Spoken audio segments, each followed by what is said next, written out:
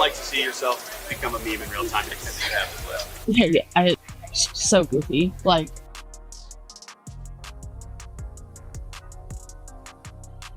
What the helly?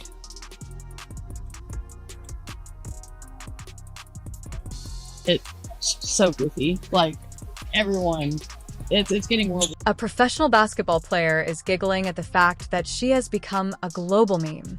Cunningham, Sophie. Additionally, practically everyone who watched this news conference only noticed the humorous section and failed to see the one crucial sentence.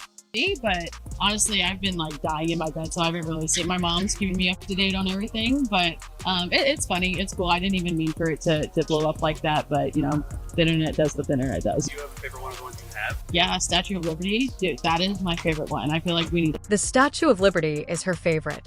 And since it's so absurd, let me quickly catch you up if you somehow missed how we got here. The Fever were playing the Phoenix Mercury back on June 22nd. Dejounte Carrington and Caitlin Clark were entangled. After Clark received a technical, Cunningham approached Bonner and simply pointed at him for about 20 seconds.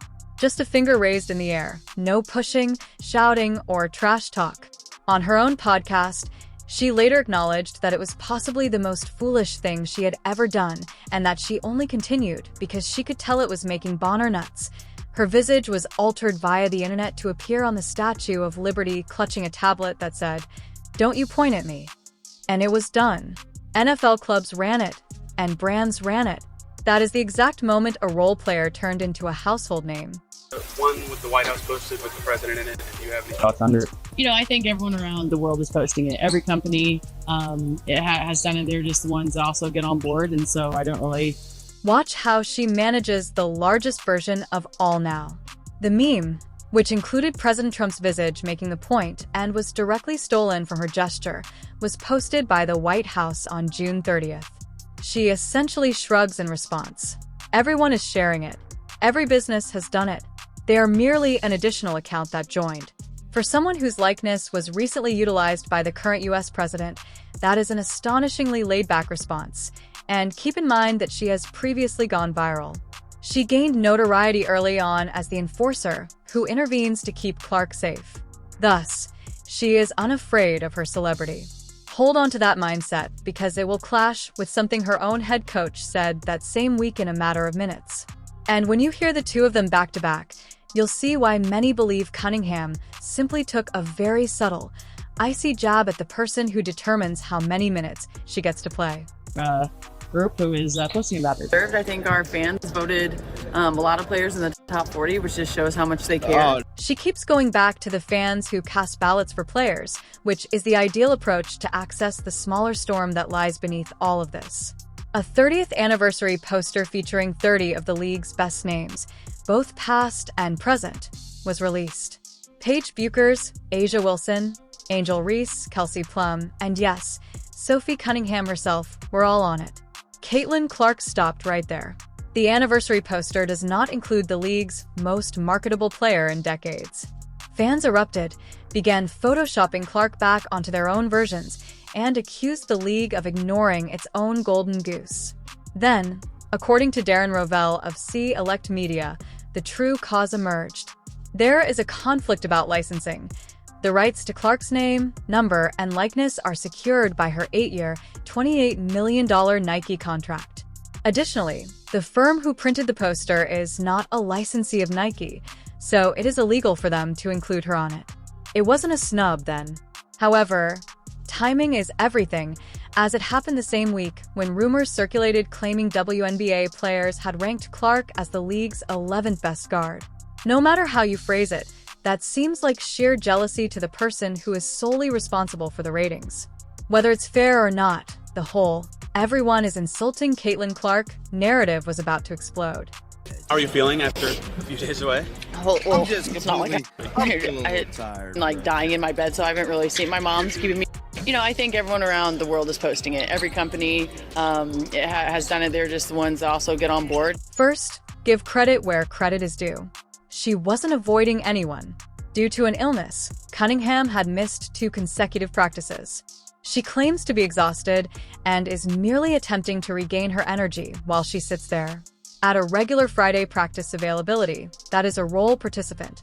Nevertheless, we are all analyzing it frame by frame. It wasn't usual a few years ago, so pause and consider why it is now. The popularity of the WNBA did not slightly increase. It became popular. Since Caitlin Clark entered the room, viewership has broken all previous records. Once half-empty arenas are now selling out. Overnight, the funds, sponsors, and cameras all multiplied. Cunningham recently made an appearance in a Sports Illustrated swimsuit and shared a 4th of July carousel that sparked conversation among fans for the whole day. One of the most well-known figures in the sport now is a guard who averages less than 10 points per game. In a small, neglected league, that doesn't occur. Here's why it's important. This week, the mainstream microscope that comes with mainstream money captured everything. Voters, how excited are you for them? Yeah, I think it's well-deserved. I think our fans voted a lot of players in the top 40, which just shows how much they care. But I'm proud of them. I think that it's all very well-deserved, and they're going to go out there and do their thing. Hopefully they have a lot of fun. And when you consider what else transpired at this particular period, the word support, which she continues to rely on, becomes much more weighty. Alyssa Thomas of Phoenix struck Caitlin Clark's throat with a closed hand during the same Mercury game. The refs did not call it live. When they were informed about it at halftime, they chose not to call it. After reviewing it, the league punished Thomas for 1 game and upped it to a flagrant foul too. Additionally, Clark injured her back by falling awkwardly on it during that same game, which caused her to miss the subsequent game against the Sparks. Thus, in a single week, the league's face is struck in the throat, injured, and removed from the poster. Then it turned over. Speaking up, Thomas claimed that she and her colleagues were receiving racial abuse and death threats, that they were being portrayed as thugs over a basketball play, and that Commissioner Kathy Engelbert had been silent while, in her words, their lives were in danger. Eventually, Engelbert released a statement denouncing the hate and referring people to an internet harassment task force. The point is that actual threats were being made against actual persons on both sides of this dispute by the time Cunningham took the microphone. This was no longer a meme. We've been here the last few days, but this break here heading into the game on Sunday, how can you guys use this break here to get back in the swing of things? Like you said it, I haven't really been here. I know that things haven't really changed. I think we're still going pretty hard. I think we're going to go hard again today. We're just one of those teams that we just can't take days off. We don't have the ability to do that. We just have to keep stacking our days, which is great. She's there, professional and flat. There are no days off. Continue stacking. Next is Sunday. Intentionally boring. Beneath that serenity, however, the officiating itself had become a conflict. Stephanie White confronted the referees head-on. She described Clark's treatment on the floor as completely outrageous and disrespectful. Additionally, Clark, who isn't exactly a bomb thrower, openly stated that the league needs to improve. The officials are being set on fire by the head coach. The top celebrity is criticizing the league. On the internet, threats are flying. And this was the setting in which a humorous holiday meme was residing. People overlook that aspect of the term mainstream. The same limelight that transforms a 20-second finger gesture into a White House post is also responsible for filling inboxes with poison and turning a missed foul call into a national referendum. You are not allowed to ship the bad half back and keep the good half. Because everyone in the building was experiencing both sides at the same time, Cunningham's next statement struck a completely different chord than what her coach had been saying the entire week. Resources does the league provide for you guys as players to kind of help you try to filter through some of the hate and negative things that come through on social media? I think that honestly, I don't know what our league does to help with that. If they really do anything, you can put out statements as much as you want, but at the end of the day, you're in an entertainment business. That's when mental toughness comes in. If you're going to live by praise, And now it appears. This is the response that everyone skated right past, so listen to it again.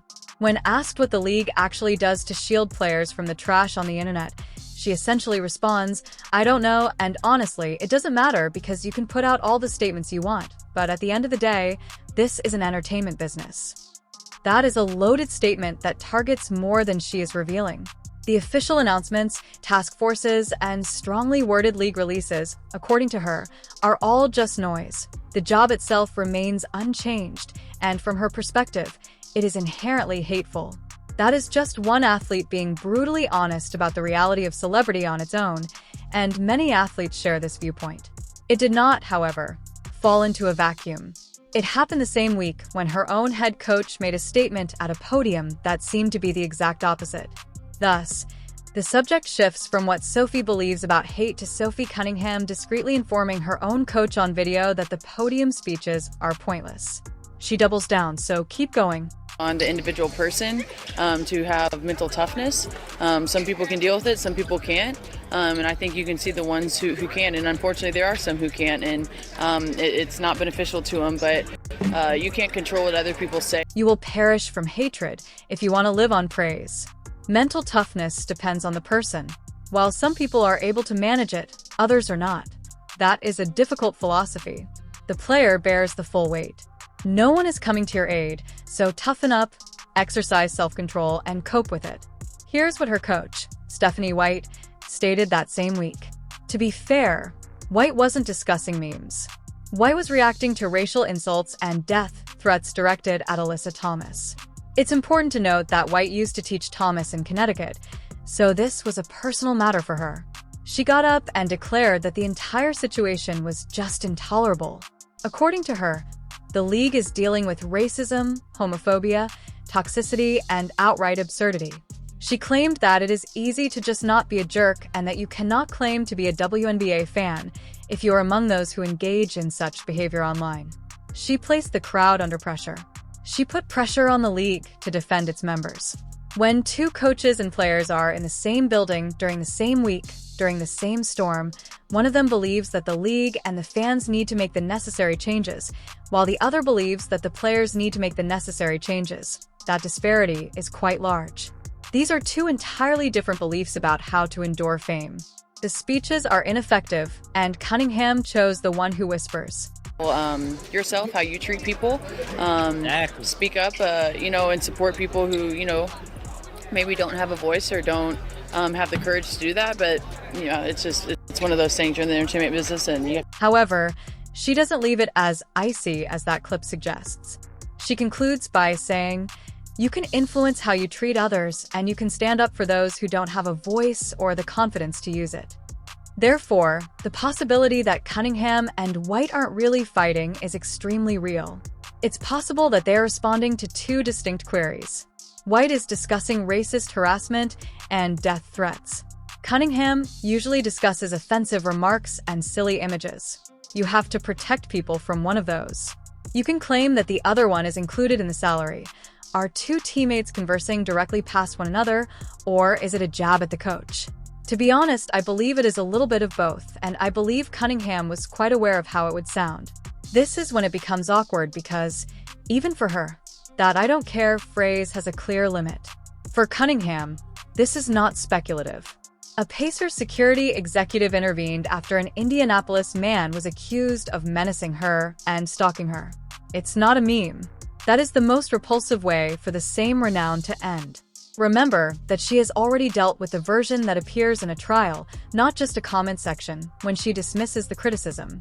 Furthermore, many people who saw these fever press conferences in the past are now certain that the team is cutting them before posting. I'll be honest with you. I can't confirm a single frame was cut, and the Fever hasn't stated anything like that. It's a theory, but you can see why people are narrowing their eyes when the answers are so clear and the team is in charge of the upload. Through some of that stuff, or you just avoid it? I don't know if you guys don't know, but I don't care. I don't care, and I think that's with the good stuff, like the meme. I think that's funny and it's cool, but is that my whole identity and that's what I'm thriving on? No, it's not. I think it's funny, but yeah, I just don't care. I think people are funny, people are dumb, and they let them do them. I'm just gonna stay in my lane. It doesn't matter to me. It's humorous, but it doesn't really represent who I am. I'm going to stick to my lane because people are amusing and stupid. That sums up the entire thesis in a single sentence. It's up for dispute whether you adore her for it or think it's incredibly simple to state that she's the one who became the amusing statue of liberty rather than the one gathering the death threats. because it is possible for both to be true simultaneously. Cunningham is truly made for our time. Her home state is Missouri. She attended Mizzou to play collegiate ball. Despite being a role player, she managed to become one of the league's most recognizable faces and is handling her global popularity with ease. That aspect is true and somewhat impressive, but it's also much simpler to advocate for mental toughness when you've been transformed from a villain to a popular joke on the internet. A cute figurine was not given to Alyssa Thomas. She was referred to as a gangster. Therefore, this is the true question this week rather than whether Sophie Cunningham is tough. Who is right when a player and her coach openly disagree on who should be in charge of putting an end to the hate? The player who says toughen up and stay in your lane, or the coach who says defend the people? I read every remark, so please let me know where you end up. And if you want the complete breakdown on Caitlin Clark's side of this and what Stephen A. Smith had to say about all of it, that video is coming next. To ensure that you don't miss it, click the subscribe button and press the bell. I'll see you in the next one, like this one if you made it all the way here.